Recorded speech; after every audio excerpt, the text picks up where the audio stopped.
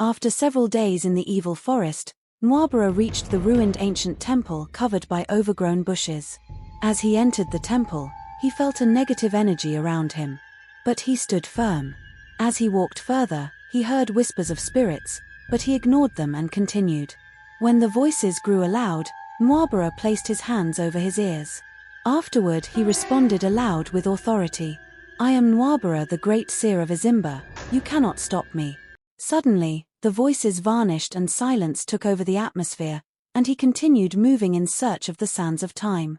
After so much battle, Nwagbara got to the inner chamber of the temple, and there lies on top of a small table, the sands of time in an hourglass. Just as he stretched his hand to grab the hourglass, he heard a strange voice behind him. He turned and there stood a huge dark figure on the wall ready for battle. The dark figure was the angry spirit of the powerful witch who hid the sands of time for ages. The witch's eyes glowed with anger. She spoke aloud. "You little rat. Do you think you can take the sands of time from me? Ha, ha, ha." She laughed.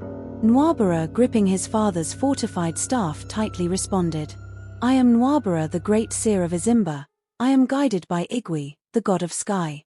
I seek to return the sands of time to its rightful place and lift the curse from my people. The sands of time belong to me. For generations nobody had ever succeeded in taking it away from me," she said. But Nwagbara made incantations and pointed the staff towards the wall and commanded the witch to appear in person and face him. The witch appeared and released spiritual bolts of negative energy at Nwagbara, but he used his father's staff to neutralize the attacks.